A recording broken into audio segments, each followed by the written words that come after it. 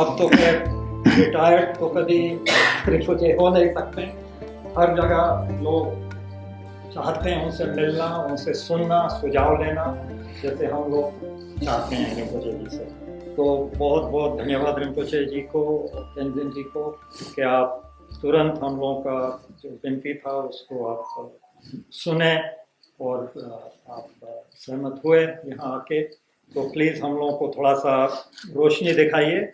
आजकल के ज़माने में अंधेरा बहुत है, तो शिक्षा के मामलों में भी, जैसे गुरुजी पूरी तरह से जानते हैं।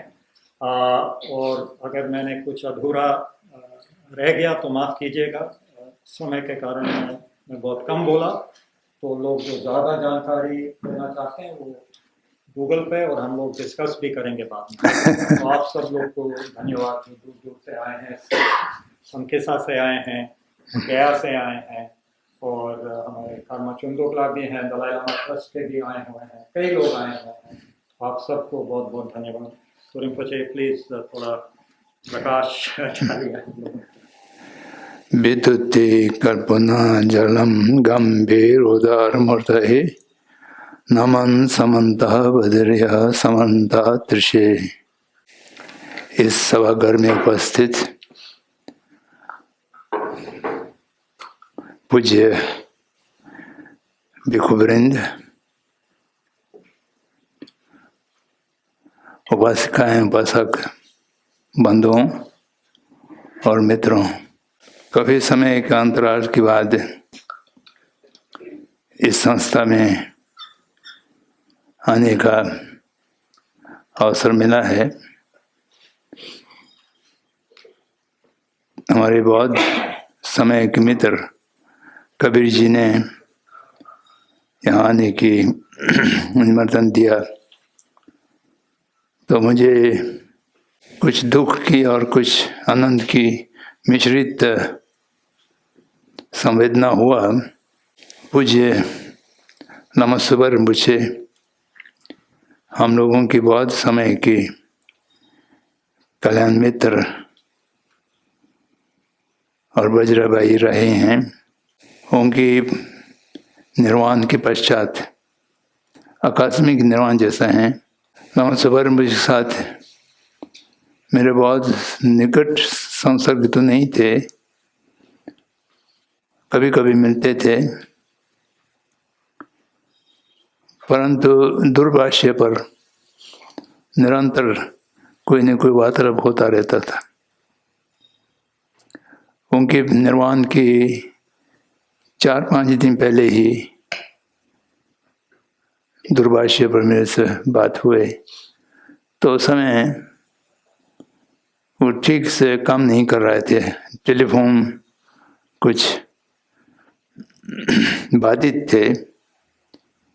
तो उन्होंने कहा कि ठीक सुनाई नहीं दे रहे हैं, अगले सप्ताह दोबारा टेलीफोन करूंगा, ऐसा उन्होंने कहा।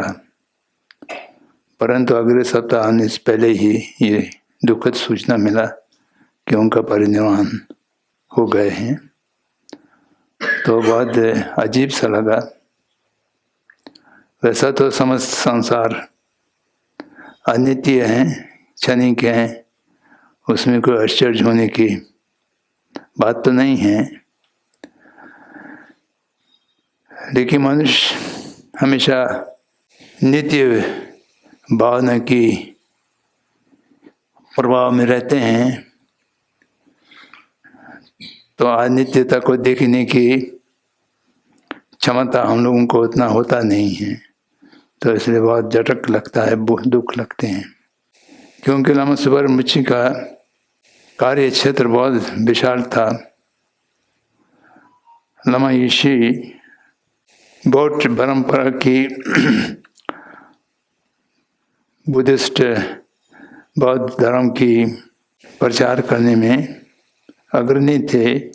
प्रारंभ में ही पश्चात देशों में उनका बुद्ध धर्म की उपदेश अनेक देशों में देना शुरू हो गए थे, जिस कार्य को नमस्वर जी ने और विस्तार किया।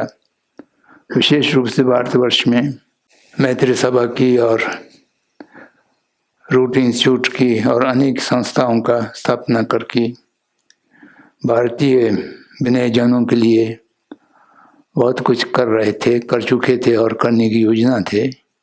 और उस बीच में उनके निर्वाण प्राप्त का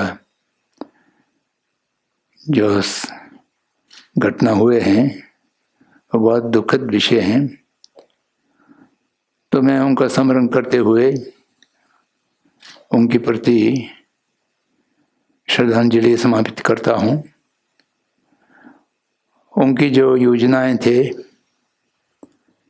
मैत्री प्रोजेक्ट की साथ साथ और भी बहुत सा शिक्षा की और धार्मिक के सामाजिक के जो कार्य थे, अब आप लोगों को संपन्न करना है।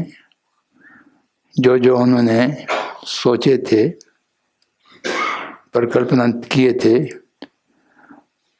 उनको साकार करने की, साक्षात करने की दायित्व अब आप लोगों पर हैं। मुझे पूर्ण विश्वास है अब उनको पूर्ति करेंगे, जिससे उनकी अभिलाषा संपूर्ण हो सके। कबीर जी ने आज के विषय बहुत बड़ा दिया है। What actually is the meaning of education? What does it mean to be an authentic teacher? ये दोनों में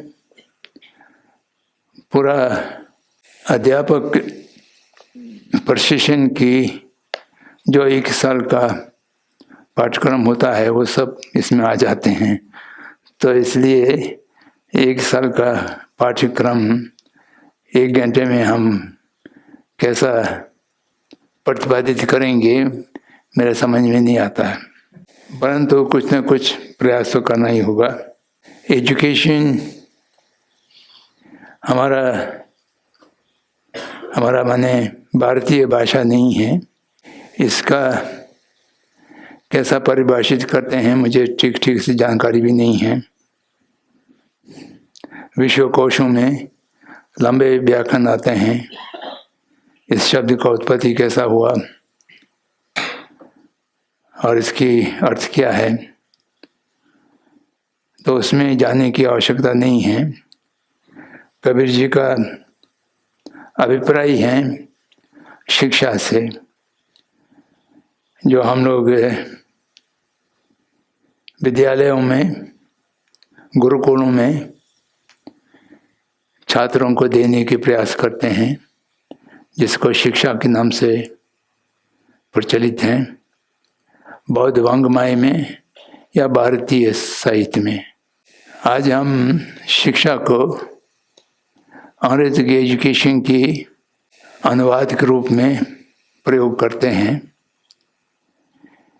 ये दोनों पर्यायवाची शब्द माना जा रहे हैं, लेकिन मुझे संदेह है शिक्षा का शब्द अर्थ या एजुकेशन का शब्द अर्थ एक ही जैसा हो, ऐसा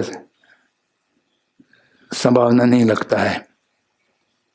उदाहरण के लिए धर्म के शब्द को अंग्रेजी में रिलीजन कहा जा रहा है और रिलीजन को अपने भाषा में धर्म या धर्म कहा जा रहे हैं। ये हम लोगों का उपयोग करने का एक तरीका है, शब्दों को उपयोग करने का एक तरीका है, लेकिन ये सही माने में पर्यायवाची हैं या नहीं, ये सोचने की और खोजने की आवश्यकता है। तो इनकी अभिप्राय समझते हुए मैं शिक्षा की विषय में कुछ कहूँगा। उसमें कुछ कुछ एजुकेशन के साथ भी संबंध हो सकते हैं, लेकिन अधिकांश एजुकेशन की अर्थ में या उसकी परिभाषा में नहीं भी आ सकते हैं। शिक्षा का अर्थ क्या है ये पूछा जाए तो इसको ठीक ढंग से समय के ढंग से परिभाषित करना बहुत सरल नहीं है।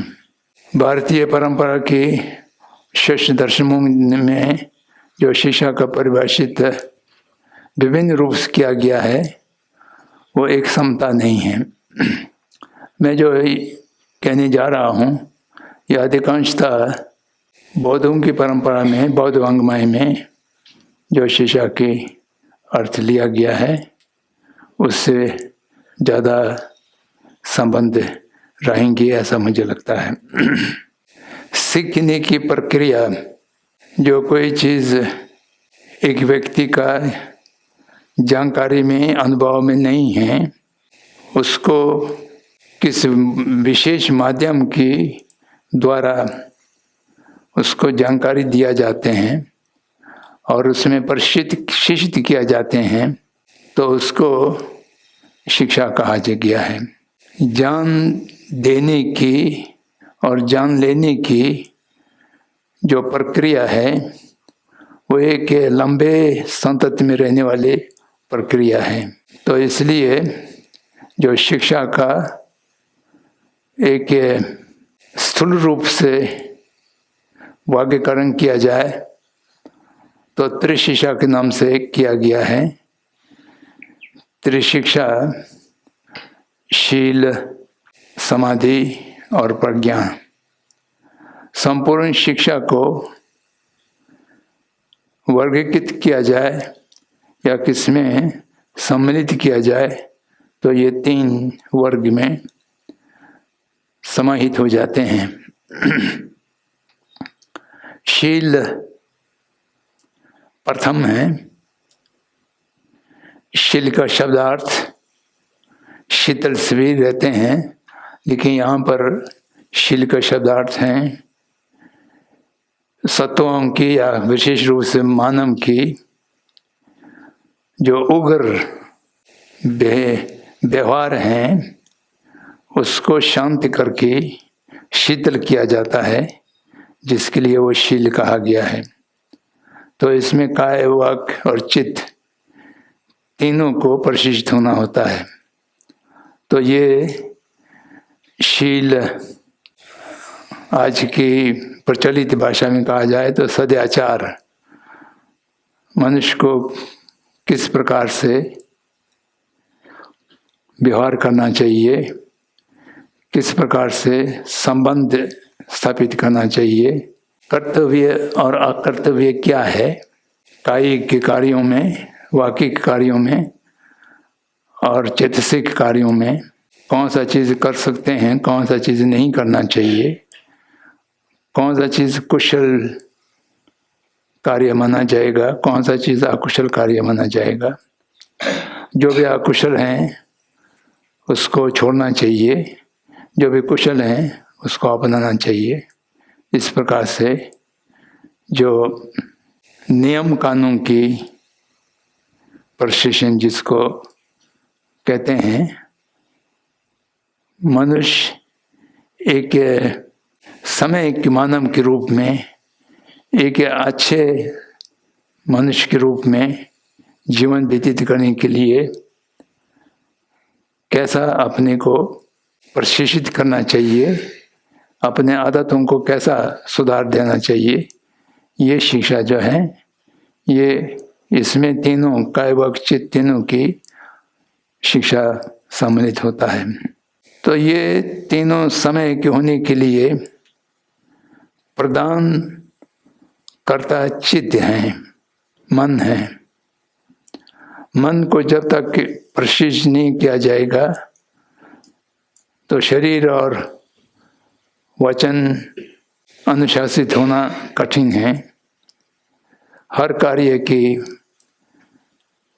पूर्वगामी या प्रधानता चित्त होता है। चित्त में विचार आते हैं, उस विचार को जो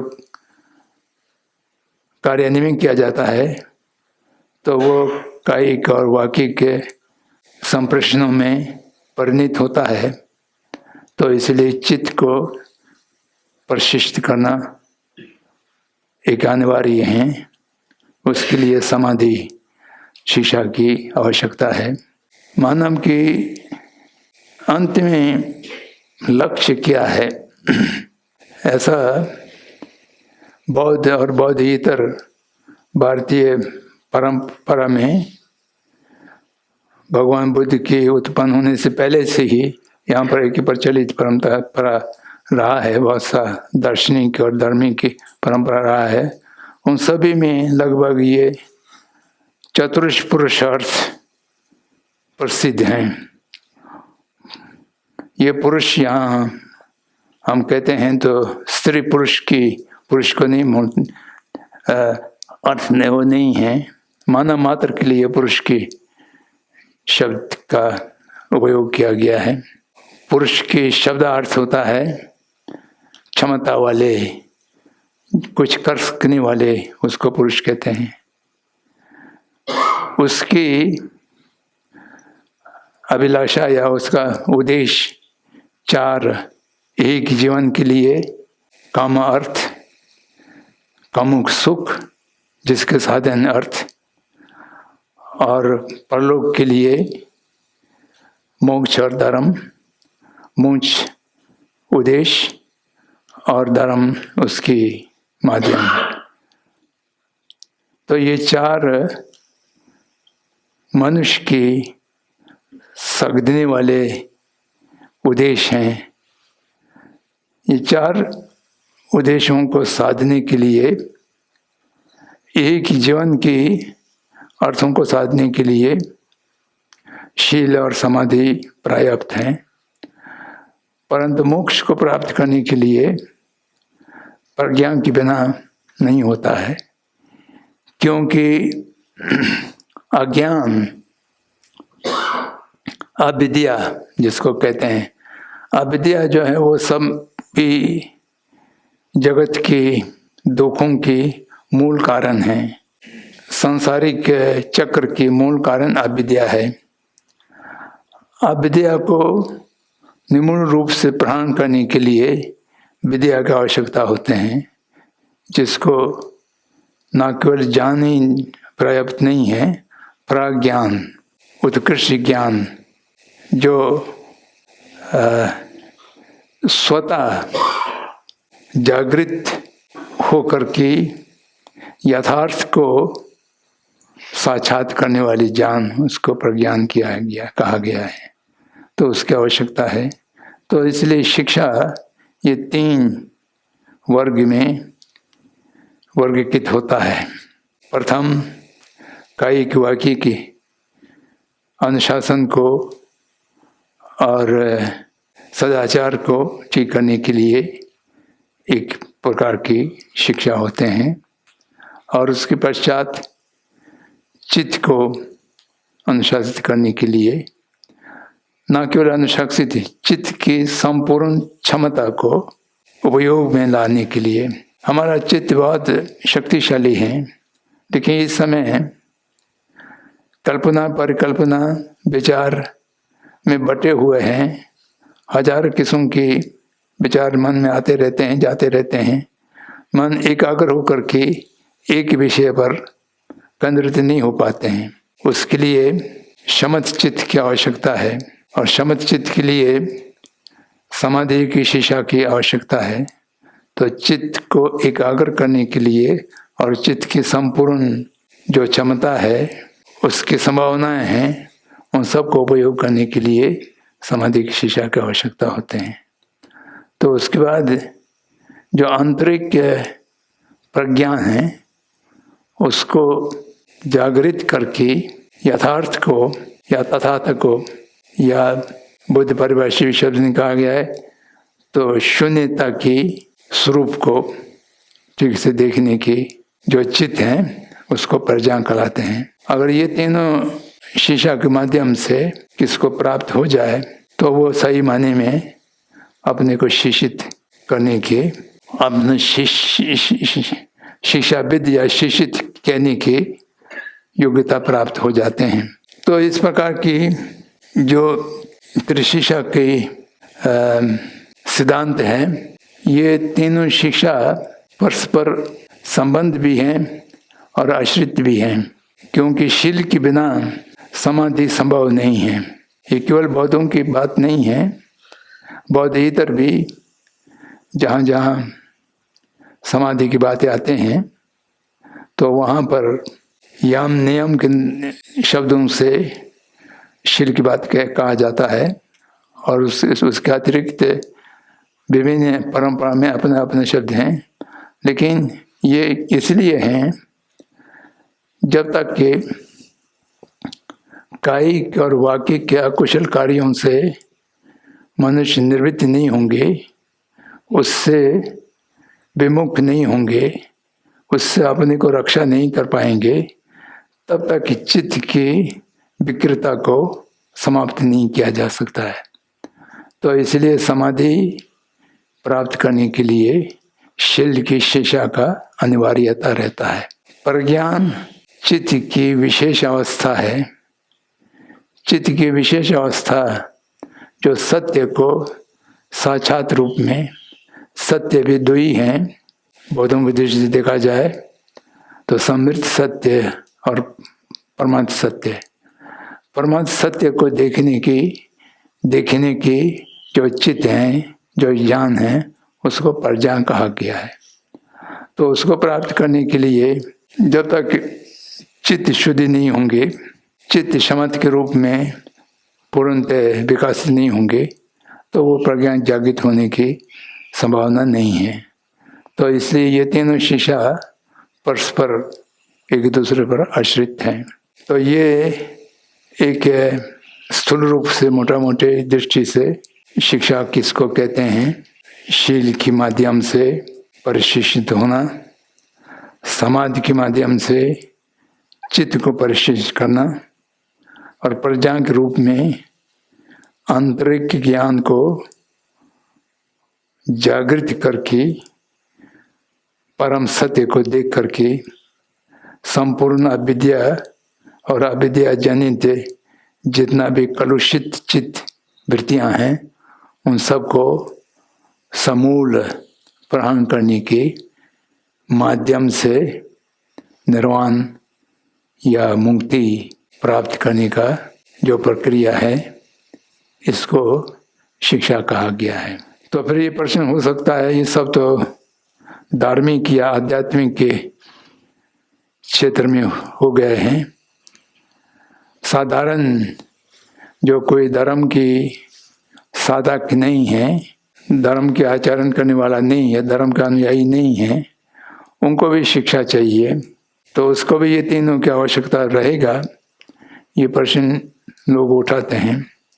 जो साधारण लौकिक शिक्षा जहाँ पर आते हैं वहाँ पर भी ये त्रिशिक्षा संपूर्ण रूप से आवश्यकता नहीं भी हो, लेकिन जिसको शिक्षा कहलाने के योग्य, जो विद्यार्थियों को दे रहे चीज को शिक्षा कहलाने के योग्य तभी बनेगा जब वो प्रक्रिया में अनुशासन की अंश हो, एकाग्रता चित्त की अभ्यास हो, और अपने स्वभाव की जो परम ज्ञान है उसको जागृत कर सकें।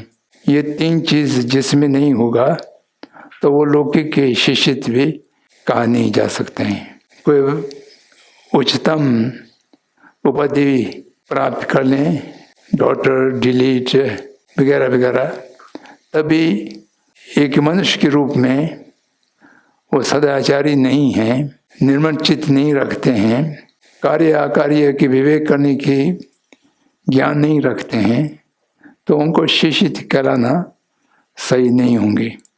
तो साधारण शिक्षा में भी इनके अंश या इनसे सदृश होने वाले प्रशिक्षण की आवश्यकता है, ऐसा मैं समझता हूँ। तो उसको विस्तार किया जा सकता है। तो ये शिक्षा का अर्थ हुआ कायवाग चित्त की कार्यों में समय के अनुशासित होना, सदाचार होना, चित्त एकाग्र की क्षमता प्राप्त होना, और विवेक कार्य अकार्य को समय के ढंग से स्वतः विवेक कर सकने की परीक्षण करके निर्णय कर सकने की क्षमता उत्पन्न होना, ये 3 चीज़ अगर हम विद्यार्थियों को दे सकें तो वो एक सही माने में शिक्षा प्राप्त, या शिक्षा दे रहा हूँ या शिक्षा दे चुका हूँ, शिक्षा प्राप्त है ऐसा कहने की योग बनेगा, ऐसा मुझे लगता है। तो ये किस तरह से संप्रदाय किया जाता है, किस तरह से दिया जाता है, इसका भी एक विशेष क्रम है। 1, 2, 3 जैसा त्रिशिक्षा की वर्गीकरण जैसा शिक्षा के माध्यम भी श्रुति, चिंतन और भावना। सर्वप्रथम श्रुतिमय ज्ञान से सूचना एकत्रित करना है और उसके पश्चात चिंतनमय ज्ञान से उस सूचना को अपने विवेक से परीक्षण करके जान लेना है और उस पर भावना करके ध्यान दे करके अनुभूति करना है। जब जिस विषय का अनुभूति हो जाएंगे तो उस विषय में शिक्षित कहा जा सकते हैं, उस विषय की शिक्षा प्राप्त हो चुका है ऐसा कहा जा सकता है। आजकल की जो साधारण विद्यालयों में जो प्रक्रिया चल रहा है वो केवल श्रुतिमय ज्ञान की स्तर पर ही रुक जाते हैं, चिंतामय और भावनामय ज्ञान तक पहुंचने की क्षमता हम दे नहीं पा रहे हैं। यह वर्तमान जो आधुनिक शिक्षा की पद्धति है उसकी सबसे बड़ा कमजोरी कहिए, या जिसमें जो शिक्षा कहलाने की योग नहीं रहता है ऐसा भी कहा जा सकते हैं। तो वो सरल शब्दों में कहा जाए, मान लेते हैं जानते नहीं हैं। विद्यार्थी अध्यापक से सुन करके अपने पाठ्य पुस्तकों से पढ़ करके कोई चीज़ की सूचना मिल जाते हैं तो उस सूचना को बिना परीक्षण किए हुए मान लिया जाता है। तो वो माना है, जाना नहीं है। माना हुआ चीज़ अधिकांशतः असत्य होता है। अगर वो सत्य भी हो तो हम मान ले रहे हैं, हम जानते नहीं हैं, तो इसलिए वो कोई उपयोगी अपने को बनते नहीं हैं। इसलिए तथागत बुद्ध ने अपने शिष्यों से, भिक्षुओं से बल दे करके बार बार यही कहा है कि जैसा है कि स्वर्ण की परीक्षा करने वाले स्वर्ण को देखने के लिए आग में तपते हैं, औजार से छेद करते हैं, पत्थर पर रगड़ते हैं, तब कहीं जाकर कि वो कितना शुद्ध सोना है, स्वर्ण है या अशुद्ध स्वर्ण है, ऐसा देखते हैं। उसी तरह से भिक्षुओं को भी, मेरे वादियों को तार्किक के हितों से जांचना चाहिए और जब जांच करके अपने प्रज्ञान के माध्यम से ये सही हैं, जब समझ में आएगा तब उसको मान लो, ना कि मेरे प्रति श्रद्धा है या मेरे प्रति गौरव है इसलिए बुद्ध ने कहा है तो यही होगा, ऐसा कभी मत मानना। कोई भी शास्त्र ने इस प्रकार की उपदेश दिया हुआ हो मैंने नहीं देखा भगवान बुद्ध को छोड़ करके। भगवान बुद्ध ने एक अंधविश्वास को निर्मूल करने के लिए अपने वचनों को भी बिना परीक्षण किए हुए विश्वास नहीं करने की जो निर्देश देते हैं, तो उसमें संपूर्ण शिक्षा की पद्धति क्या है, प्रक्रिया क्या है, इसका एक परिलक्षित होते हैं, तो उसको समझना चाहिए। माना हुआ चीज प्रमाणिक नहीं है, वो केवल किसने कहा है, किसने कहीं पर लिखा हुआ है, किसने कहा है, इतना कर करके अपने से जब तक परीक्षण हो करके अनुभूति नहीं किया जाता है तो वो उस ज्ञान को समय के ज्ञान या प्रमाणिक ज्ञान कहलाने की योग्य नहीं है। तो ये संक्षेप में शिक्षा प्राप्त करने की या शिक्षा देने की प्रक्रिया में श्रुतिमय ज्ञान, चिंतनमय ज्ञान और बोधमय ज्ञान, ये 3 प्रक्रियाओं से आप ठीक ढंग से जाएंगे। जब अनुभव के स्तर पर अपने को अनुभूति हो जाता है तब आप शिक्षित हो गया है, ऐसा कहा जा सकते हैं। अब दूसरा जो विषय है, what does it mean to be an authentic teacher, ये और भी कठिन प्रश्न है। एक विद्यार्थी होना, शिक्षार्थी होना भी कठिन है, सरल नहीं है। उससे ज़्यादा कठिन एक प्रामाणिक अध्यापक होना। बौद्ध परंपरा में अध्यापक का अनेक सत्र हैं। विनय में आचार्य, उपाध्याय और स्थानीय शिवी आदि से कहा गया है। पारमितायान में गुरु, कल्याण मित्र, शिक्षक ऐसा शब्दों का उपयोग है। वज्रयान में वज्राचार्य आदि के शब्दों से संबोधित किया गया है।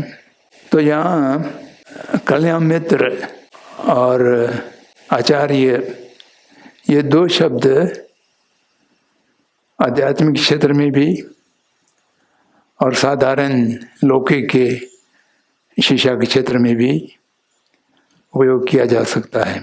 आचार्य का शब्द से जिसके माध्यम से शिक्षा को संपादन करने में जो क्षमता रखते हैं और वो योग्य पात्र को ढूंढ करके उसको संपादित कर सकते हैं, ऐसे लोगों को आचार्य कहा जाते हैं। कल्याण मित्र अपने शिष्य के साथ बहुत ही समता से मिलजुल करके मित्र की तरह, एक अधिकारी की तरह ना व्यवहार करके, एक मित्र की तरह व्यवहार करके शिष्य की काया वाक चित्त की सभी दोषों को दूर करना और उसको सुधारने की चेष्टा करने वाले को कल्याण मित्र कहा गया है। तो ऐसा बनने के लिए, ऑथेंटिक कल्याण मित्र बनने के लिए सूत्रों में, शास्त्रों में बहुत व्यापक वर्णन है। उन सब यहाँ पर चर्चा करने की अवकाश तो नहीं है। लेकिन सूत्र अलंकार, मैत्रीनाथ के सूत्र अलंकार में जो 10 अर्हता है, 10 योग्यताएं अनिवार्य बताया गया है, वो मैं संक्षेप में आपके सामने रखने के प्रयास करूँगा। उसका संस्कृत श्लोक तो मुझे याद नहीं है। बहुत अनुवाद में शिन्य तुलवा शिव निर्शिव युंदन लाभ तुंजे लुंगचु तिनी रब तोलमा के दिन से दांचो अपनते हैं, एक श्लोक में सब संक्षिप्त कर दिया है। कल्याण मित्र या आचार्य होने के लिए पहला 3 अर्हंतियाँ कहा गया है। विनम्रता, शांत और प्रशांत रहने वाले व्यक्ति। विनम्रता, शील के माध्यम से अपने शील की शिक्षा प्राप्त किया हो तो उससे मनुष्य विनम्रता हो जाता है। और समाधि का शिक्षा प्राप्त हो तो उनका चित्त शांत होता है। चित्त शांत होने से कायर वाक भी शांत हो जाता है। और प्रज्ञान जागृत हैं तो वो प्रशांत हैं, उसमें कलेशों का, नकारात्मक के चित्तवृत्तियों का उदय नहीं होता है, वो प्रशांत होता है। ये 3 चीज पहला है। और चौथा चीज है युंतन लाभ, ज्ञान विशेष। जिस ज्ञान को अपने शिष्य को देने का है तो उसमें शिष्य से अधिक ज्ञान होना चाहिए। जितना शिष्य जानते हैं उतना ही जानता हो तो वो अध्यापक होने की योग्य नहीं है। जो भी सब्जेक्ट हो, जो भी विषय हो, चाहे गणित हो, चाहे भाषा हो, जो भी वो पढ़ाएंगे या शिक्षा देंगे, तो उस विषय में अपने छात्रों से अधिक ज्ञान या समय की जान, जिस विषय को वो अध्यापन करना है तो उस विषय में परंगत होना बहुत जरूरी है। तलो शिव निर्शिव यंत्रण लाभा, ये चौथा है। पांचवा है कार्य क्षमता।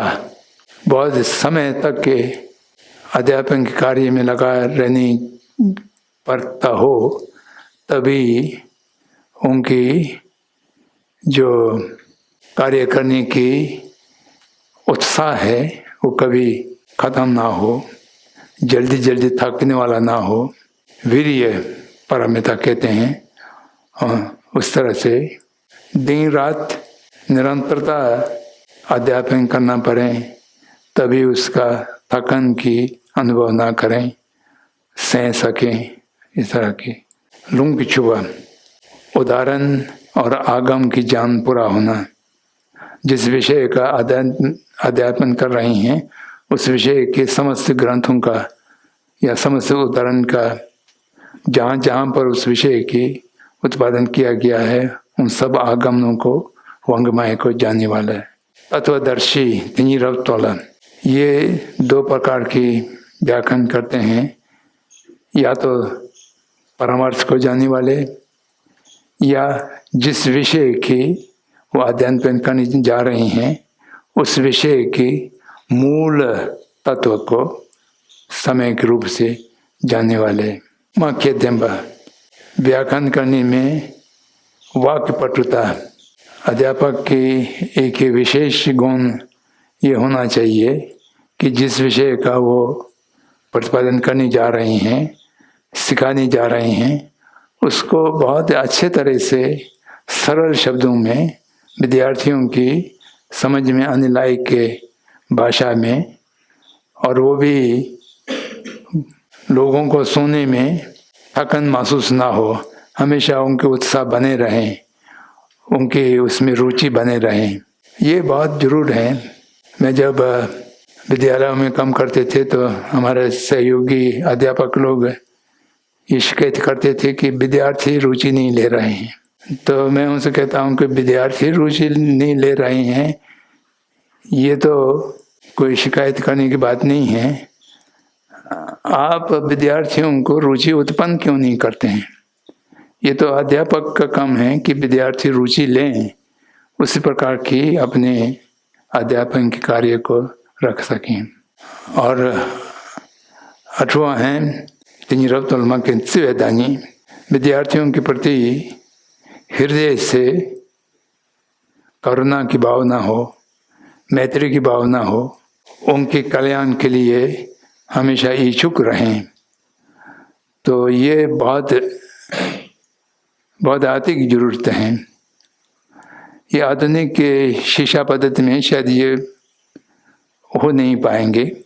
गुरु शिष्य या गुरुकुल की पद्धति में हो सकता है, लेकिन आजकल तो जैसा जो साधारण पश्चात विद्यालयों में देखें तो अध्यापक वेतनभोगी नौकरी होता है। विद्यार्थी पैसा देते हैं और वो समझते हैं कि हमसे वेतन लेकर के ये हमारा नौकरी कर रहे हैं, तो अध्यापक भी ऐसा ही सोचते हैं। तो उस संबंध से ना तो शिष्य और अध्यापक के संबंध समय रूप से बन पाते हैं। तो इसलिए एक हृदय से उनके प्रति करुणा की भावना, मैत्री की भावना होना जरूर है। अब आखिरी हैं, कभी भी निराश नहीं होने वाला। कोई विद्यार्थी बहुत अल्प विद्या की हैं, तीक्ष्ण बुद्धि नहीं है, बहुत मंद हैं, जिसको 10 बार समझाने में पर समझ में नहीं आता है, 20 बार समझाने पर समझ में नहीं आता है, तो वो अध्यापक के ऐसे विद्यार्थियों के साथ एकदम एक प्रकार से अरुचिकर हो जाते हैं। उसके प्रति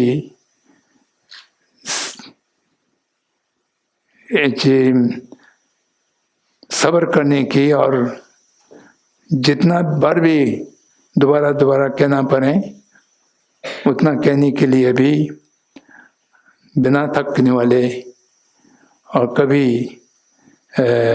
अरुचि करने वाले ना हो, ऐसा गुण होना चाहिए। ये 10 गुण सूत्रालंकार में मैत्रीनाथ ने जो संक्षिप्त किया है उसमें से मैंने अभी बहुत ही संक्षिप्त रूप में आपके सामने रखने की चेष्टा किया। और इन सब के अतिरिक्त अध्यापक का एक अनिवार्य गुण ये होना चाहिए कि विद्यार्थी की रुचि और क्षमता को सही ढंग से पहचान सकें। आजकल एक कठिनाई आधुनिक जगत में क्या हो रहा है, वो ये हो रहा है कि अध्यापक और अभिभावक दोनों छोटे बच्चों की क्षमता और रुचि पहचान नहीं पाते हैं। ये शिक्षा जगत में एक मूल समस्या है। अभिभावक अपने से तय करते हैं कि मेरे बच्चों को क्या बनाना है, प्रशासनिक अधिकारी बनाना है, अभियंता बनाना है, चिकित्सक बनाना है, क्या बनाना है। वो बच्चा बहुत छोटा, अभी स्कूल गया भी नहीं, तो वो तय करके उसके ऊपर थोपने की कोशिश करते हैं, उसकी रुचि उसमें डालने की कोशिश करते हैं। तो इसलिए जो रुचि का टकराव अध्यापकों की आकांक्षा, अभिभावकों की आकांक्षा और बच्चे की क्षमता, इसमें मेल मिलाप नहीं होता है तो शिक्षा की प्रक्रिया में बाधाएं आने लगता है और उससे विद्यार्थियों में अरुचि भी होते हैं। इसलिए भगवान बुद्ध को विशेष टीचर इसलिए कहा गया है, वह अपने जितना ज्ञान है वो विद्यार्थियों को देने की प्रयास नहीं करते हैं। विद्यार्थी जितना ज्ञान ले सकते हैं वो जान करके वो उपदेशित करते हैं। तो इसलिए भगवान बुद्ध के बुद्ध वचनों को देखें तो एक रूपता कहीं नहीं है। इसलिए दर्शन में भी 4 परंपरा बौद्ध दर्शन में हुआ और चारों के अंदर भी बहुत सा शाखा प्रशाखाएं हुआ। तो इसलिए जितना भी विद्यार्थियों की क्षमता है उसके मुताबिक भगवान ने उपदेशित किया। तो इसलिए अध्यापक को विद्यार्थियों को रुचि उत्पन्न करने के साथ साथ उनकी स्वभाव में किसकी प्रति ज़्यादा क्षमता रखते हैं, किस विषय में ज़्यादा रुचि रखते हैं, उसको खोज करके गवेषणा करके समझना चाहिए और जो समझने के बाद उसके अनुकूल शिक्षा दे सकें तो शिष्य और अध्यापक दोनों एक सही दिशा में जा सकते हैं। आखिर में जो पुराना एक कहावत है उसको दोहरा करके मैं अपने वाणी को विराम दूंगा। एक बार मैं कहीं अध्यापक प्रशिक्षण संस्था में जा रहे थे तो कक्ष में अध्यापन चल रहे थे तो एक उपमा दे रहा था। बच्चे मिट्टी की तरह हैं और अध्यापक कुम्हार की तरह है और उस मिट्टी से घड़ा बनाना चाहें या छोटे दीपक बनाना चाहें या कूलर बनाना चाहें, जो बनाना चाहें तो अध्यापक उसको बना सकते हैं। तो ये मुझे बहुत अजीब सा लगा। भगवान बुद्ध ने तो कभी विद्यार्थियों को मिट्टी जैसा नहीं बताया, वह बीज जैसा बताया। विद्यार्थी बीज हैं, क्या चीज़ उसमें से उगेंगे उस बीज में प्रारंभ से ही निहित हैं। आप गेहूं का बीज बो करके चना नहीं उगा सकते हैं, चना का बीज बो करके चावल नहीं उगा सकते हैं। जो भी बीज बोएगा उस बीज की अंकुर उस अनुरूप में ही आएंगे। ये बोने वाले के हाथ में कुछ भी नहीं है। बोने वाला क्या कर सकते हैं? मिट्टी को ठीक करें, खाद दें, पानी दें, और कोई बाहर से कोई चीज़ खा ना जाए, जानवर खा ना जाए, इसलिए उसको सुरक्षा करें। और समय समय पर हवा में, धूप में खाद की, पानी की, वो सब दे करके उसको बहुत बड़ा विकसित कर सकते हैं उस बीज को। नहीं तो वो बीज सड़ भी सकते हैं, बोने वाला किसान उसको ध्यान ना दें। तो इसलिए अध्यापक को जो विकसित होने की, ज्ञान की विकसित होने की क्षमता विद्यार्थी में सहज रूप से विद्यमान रहता है, उसको पहचान करके उसके अनुरूप क्या हम सहयोग दे सकते हैं, अनुकूल कार्य कर सकते हैं, वो देखना चाहिए। अध्यापक को कभी ये नहीं सोचना चाहिए कि ये जो कुछ बनना है वो मेरे हाथ में है, मैं उसको बना लूँगा, तो वो होता नहीं है। मेरे ख्याल से 1 घंटे की समय हो गया है। समय की मर्यादा को देखते हुए मैं अपने वाणी को विराम देता हूँ। मेरे ख्याल से प्रश्न उत्तर का समय होंगे, तो आप उसको सुन। सवाल हो तो यहाँ खड़े होके बहुत स्पष्ट रूप से पूछिए। ये अनिवार्य नहीं है कि यहाँ खड़े हो, जहाँ पर हैं वहाँ खड़े होकर आवाज़ यहाँ पहुँचना चाहिए।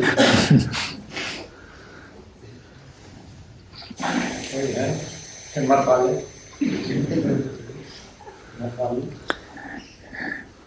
चित्त की शुद्धि कैसे की जाए? ये तो बहुत बड़ा प्रश्न है, चित्त को शुद्धि कैसे किया जाए। तो इसका समय को उत्तर दे पाऊंगा, मुझे ऐसा नहीं लगता है। चित्त को शुद्ध करने के लिए पहला ये जानना होगा कि चित्त में अशुद्ध क्या क्या चीज़ आते हैं। अशुद्धताओं की पहचान जब तक नहीं होंगी तब तक के शुद्धकरण की प्रक्रिया ठीक ढंग से हो नहीं सकते हैं। चित्त एक ऐसा वस्तु है, सूक्ष्म, अति सूक्ष्म, स्थूल, अति स्थूल, ऐसा विभिन्न वर्ग में अपना चित्त काम करते हैं।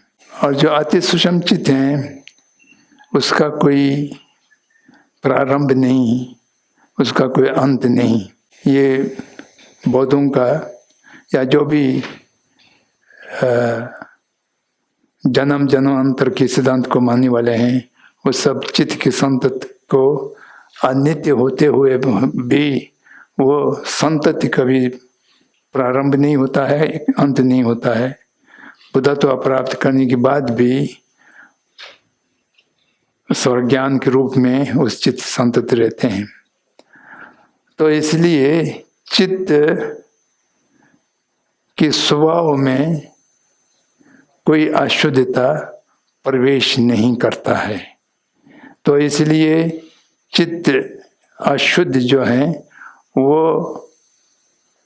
आगंतुक माल से अशुद्ध होता है, वो अशुद्ध चित्त के स्वभाव में नहीं है, तो इसलिए हटाया जा सकता है। चित्त शुद्ध करने की संभावना तभी बने कि क्योंकि चित्त के मूल स्वरूप में माल की और कोई चीज़ की दूषित उसमें नहीं घुसता है, वो आगंतुक मलिनता होते हैं जिसको हटाया जा सकते हैं। अब मलिनता क्या है? क्लेशों की संख्या मूल क्लेशों 6 और उपक्लेश 20 या उससे भी ज़्यादा विभिन्न अभिधान प्रकों में क्लेशों का जो वर्गीकरण है वो बहुत अलग अलग होता है। मूल रूप से कहा जा सकते हैं राग, द्वेष, मोह, ये 3 क्लेशों का सब मूल रूप है। चित्त को अशुद्ध करने वाले या तो किस वस्तु पर या किस विषय पर या किस व्यक्ति पर राग होना, एकदम आसक्त हो जाना, या उससे द्वेष होना, द्वेष में क्रोध भी हैं, ईर्ष्या भी है, बहुत सा चीज होता है। या कोई चीज नहीं जानने की अविद्या होना, तो ये दोनों राग और द्वेष दोनों कहाँ से आते हैं? वो अविद्या से आते हैं, मुंह से आते हैं।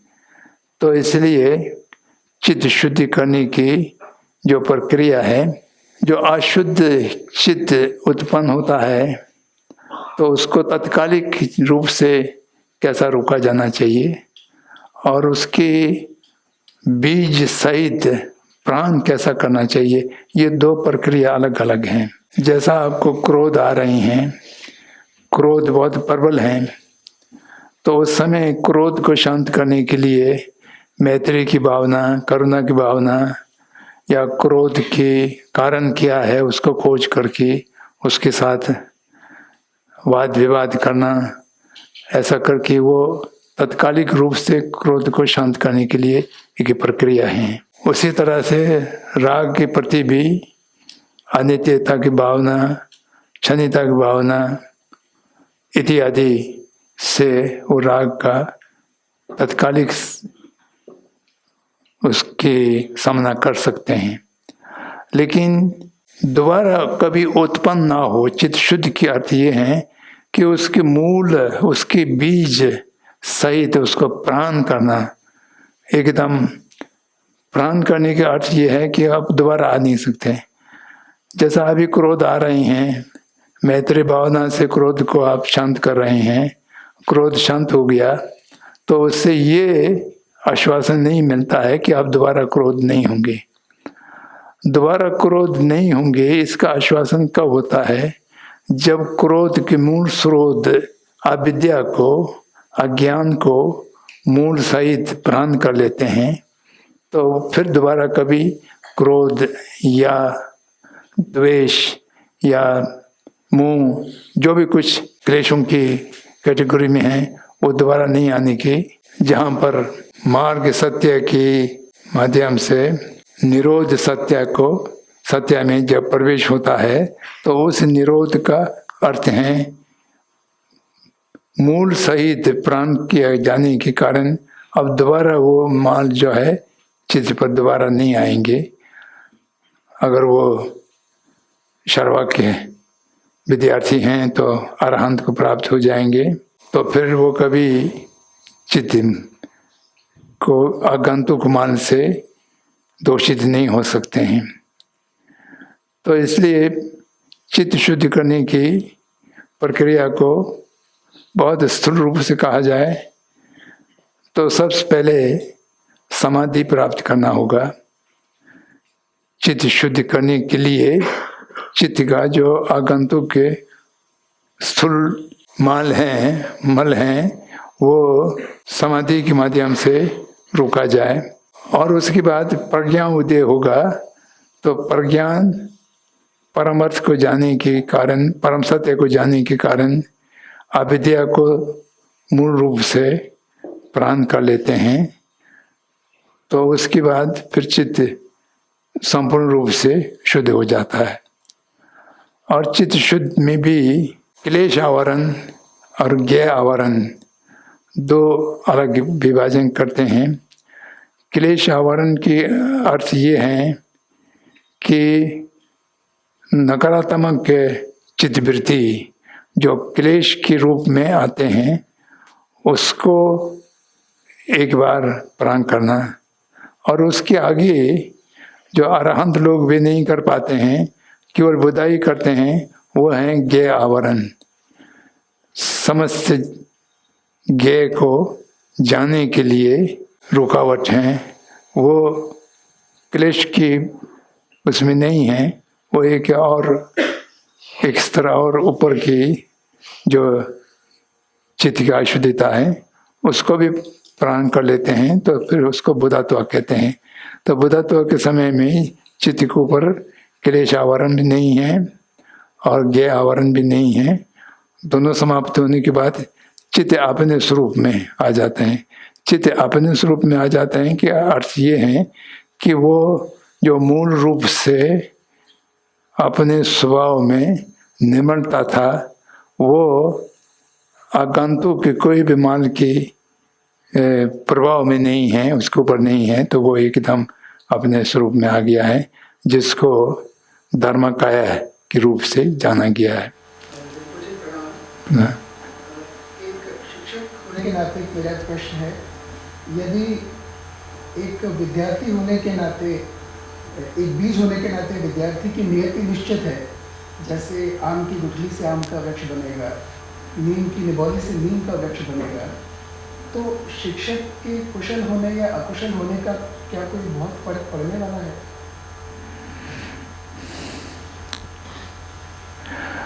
बहुत फर्क पड़ने वाला है। कोई किसान बीज लेकर के बैठ जाए, अब वो कैसा बोएंगे इस पर किसान के ऊपर बहुत है।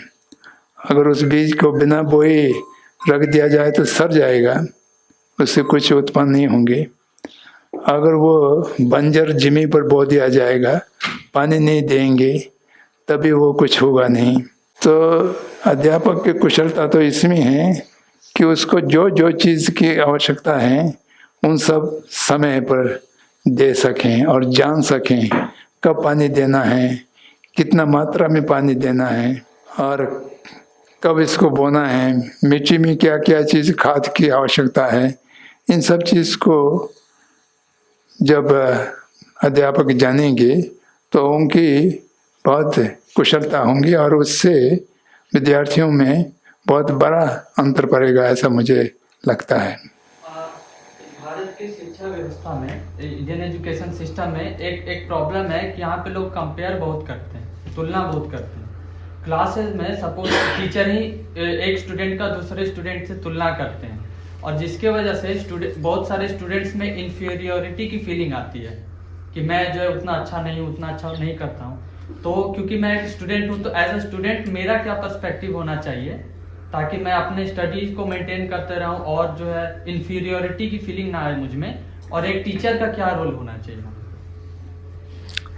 ये आपने बहुत अच्छा प्रश्न पूछा। ये तुलना करना और प्रतिस्पर्धा करना ये आधुनिक असभ्यता की एक मूल रूप है, तो जिससे मनुष्य अपने को भूल जाते हैं, अपने स्वभाव को देखना भी नहीं चाहते हैं और जाना भी नहीं चाहते हैं। तुलना के साथ एक और चीज जोड़ना चाहिए। आधुनिक शिक्षा पद्धति में दंड देना और पुरस्कार देना ये शिक्षा की उपयोगी उपाय समझा गया है। ये बहुत बड़ा गलती है।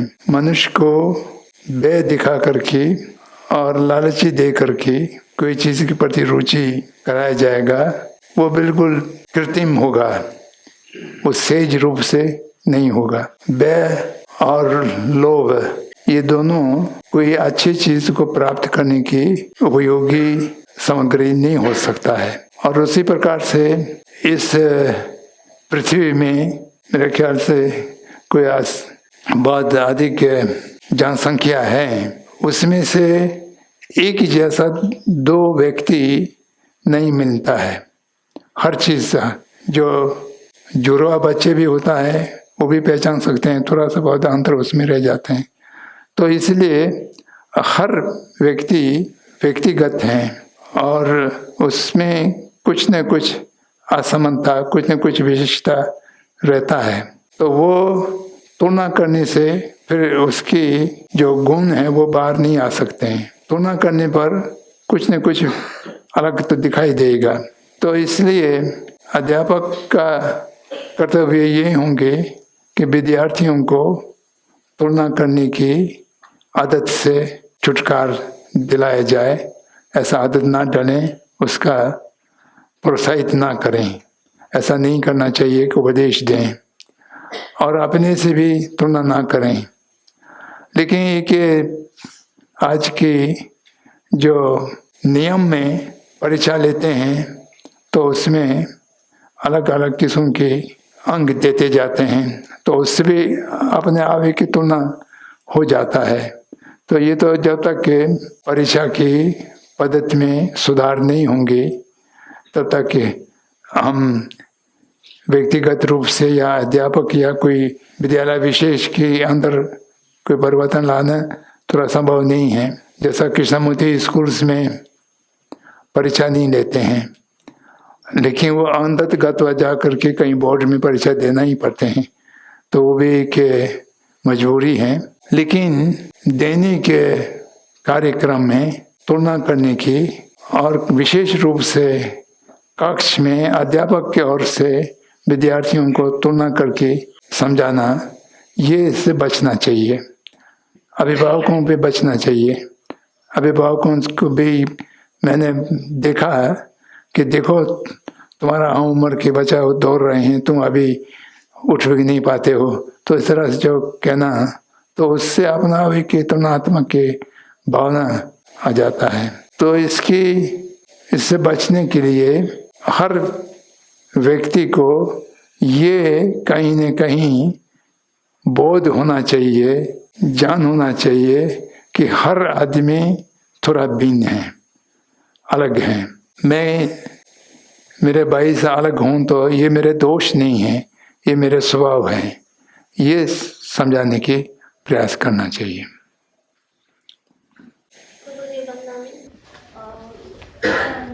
अब ये जो एजुकेशन है सो प्रोफेशनल हो गया, व्यावसायिक हो गया है। इस दौर में एजुकेशन, माँ बाप का एक्सपेक्ट होता है कि हमारा बच्चा मतलब इस दौर में सबसे आगे निकल जाए, और बहुत ज़्यादा उम्मीद लगा लेते हैं। तो इसके कारण बच्चे कंफ्यूज हो जाते हैं और सक्सेस नहीं हो पाते हैं और सुसाइड कर लेते हैं। तो एज ए टीचर हम उनको किस तरह से पेरेंट्स को गाइड करें कि वो इस तरह से बच्चों पर प्रेशर ना दें? ये प्रश्न का कोई उत्तर जो लाभकारी हो मैं नहीं जानता,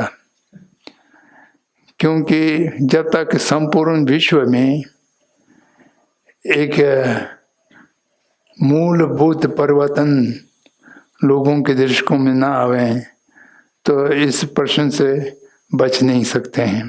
बहुत दुख की बात है कि शिक्षा का उद्देश्य नौकरी पाना ऐसा मान लिया गया है और कहता भी है, और सबको को अच्छा शिक्षा पाएंगे तो अच्छा नौकरी मिलेंगे, अच्छा शिक्षा पाएंगे तो अच्छा मालिक होंगे, ये कभी नहीं कहते हैं। हमेशा नौकरी करने के ही पर जोर देता है, क्योंकि इस समय संपूर्ण विश्व पूंजीपतियों के कब्जे में है। बहुत साल पहले मेरा एक जान पहचान विद्वान है, उसने लिखा था When the world is ruled by corporations, वो आज बिल्कुल सही हो गया है। आज दुनिया में कोई एक ऐसा देश नहीं मिलेगा जिसका शासन पूर्ण रूप से कोई पूंजीपति नहीं कर रहे हो। कहीं भी जाएं, अमेरिका से लेकर के छोटे से छोटे देश तक अब देखें तो कोई पूंजीपति कर रहे हैं। उस पूंजीपति की मन में है कि सारे जगत के जो लोग हैं वो मेरे नौकरी करने वाले हैं, और मुझे कैसा नौकरी चाहिए वैसा पद्धति शिक्षा में, देश की शिक्षा की नीति में डालना चाहिए। तो मनुष्य को एक संसाधन मान लिया। जब हम लोग पहले यहाँ रिफ्यूजी आए थे तो भारत सरकार में एक शिक्षा मंत्रालय हुआ करते थे। तो कुछ सालों के बाद वो शिक्षा मंत्रालय आजकल नहीं है, मानव संसाधन मंत्रालय, ह्यूमन रिसोर्स। हम एक रॉ मटेरियल हैं, ह्यूमन बींग्स। वो स्कूलों में, यूनिवर्सिटियों में उसका प्रोसेस करते हैं, और कैसा प्रोसेस करना चाहिए वो पूंजीपति बताते हैं कि हमको इस प्रकार की नौकरियां चाहिए। तो ऐसा परिस्थिति में हम कुछ कर पाएंगे ऐसा लगता नहीं है, जब तक के स्वराज जो गांधी जी की परिकल्पना थे वो स्वराज हर व्यक्ति को प्राप्त ना हो। और वो प्राप्त तभी होगा हर व्यक्ति अपने स्वराज की इच्छा रखें। अभी कोई स्वराज की इच्छा रखने वाला लगभग नहीं है। स्वराज की इच्छा रखने के लिए स्वावलंबी होना होगा। तो स्वावलंबी होगा तो नौकरी की खोज में नहीं जाएंगे, और कहेंगे कि आज की जगत में जो वैश्वीकरण हो चुका है, ग्लोबलाइज हो चुका है, इसमें स्वावलंबी होना और स्वराज मिलना संभव नहीं है, ऐसा सोचने वाले कहने वाले बहुत हैं। संभव तो हैं, आज भी स्वावलंबी रहने वाले और नौकरी नहीं करने वाले लोग मिल सकते हैं। नौकरी नहीं करने पर भी अच्छा जीवन व्यतीत करने वाले मिल सकते हैं। यहाँ पर अच्छा जीवन का मेरे परिभाषा ये है कि जितना आवश्यकता है उतना उपयोग करें और जितना आवश्यकता है उतना उत्पादन भी करें, तो वो स्वावलंबी हैं और एक अच्छा जीवन जी रहे हैं। और अपने को एक चीज़ का आवश्यकता है, वो 10 चीज़ की आकांक्षा रखते हैं, तो वो अच्छे जीवन नहीं जी रहे हैं, वो स्वावलंबी नहीं है। तो आवश्यकता से अधिक के आज जो आधुनिक सभ्यता तो नहीं कहना चाहिए, आधुनिक आज सभ्यता ने ये बना दिया है कि हम लोग उपयोग करने वाला नहीं है, हम लोग उपभोग करने वाला हो गया है। We are no more users, we are consumers. जब तक हम कंज्यूमर नहीं रहेंगे तो वो पूंजीपति का काम नहीं चलेगा। जितना भी वो उत्पादन करेंगे उतना हमको कंज्यूम करना ही करना है, चाहे खुशी होकर करें चाहे दुखी होकर करें, वो उनका डिक्टेशन है कि आप कंज्यूमर हैं, आपको इतना लेना ही चाहिए। तो उस स्थिति में अच्छा जीवन की और संपन्न जीवन की संपन्नता क्वांटिटी से नहीं आता है, संपन्नता अंदर से आते हैं। तो वो जब तक नहीं होगा तो इस प्रश्न का उत्तर हम लोगों को देना कठिन है। लेकिन हम विद्यार्थियों को ये बता सकते हैं कि नौकरी के अतिरिक्त जीवन की संभावना बिल्कुल नहीं है, ये सोच आज भी गलत है। नौकरी नहीं करने पर भी एक स्वावलंबी और स्वराज के रूप में अपने जीवन को ठीक ढंग से अपने आवश्यकताओं को पूर्ति करते हुए ठीक ढंग से जी सकते हैं। इस सूचना को, इस जानकारी को देना शायद थोड़ा बहुत उनको मदद होगा, लेकिन जब तक ये पूंजीपतियों की राज से हम लोग आज़ाद नहीं मिलेंगे तब तक बहुत बड़े पैमाने पर हम कुछ कर सकेंगे ऐसा नहीं लगता है। बहुत दुर्भाग्य की बात तो ये है कि आजकल यूनिवर्सिटीज़ की जो निरीक्षण करते हैं नाग के माध्यम से, नाग शुरू करने में मैं भी उसमें था, लेकिन उस समय ऐसा परिकल्पना नहीं थे। आजकल वो करते हैं कि कैंपस से एम्प्लॉयमेंट कितना होता है, जैसा अभी यहाँ शिक्षा ले रहे हैं, परीक्षा दे रहे हैं, तुरंत उनको नौकरी मिल जाए, उनको अपने मास्टर होकर के रहने की, मालिक होकर रहने की एक क्षण भी मौका ना मिले। अभी यूनिवर्सिटी निकला नहीं है, कैंपस में उनका नौकरी मिल गया है, उस यूनिवर्सिटीज़ को बहुत अच्छा तारा दे करके जा रहे हैं। तो ये संपूर्ण मनुष्य की सोच है। तो मनुष्य को पराधीनता रखने की स्वेच्छा और इसकी ऊपर से प्रभाव थोपना, ये दोनों अभी चल रहा है। तो ये मैं केवल इतना कह सकता हूँ, लोगों को जरा गांधी जी की हिंद स्वराज को गहराई से देखना चाहिए, समझना चाहिए, तब कुछ भविष्य में दिशा संभवतः मिल सके।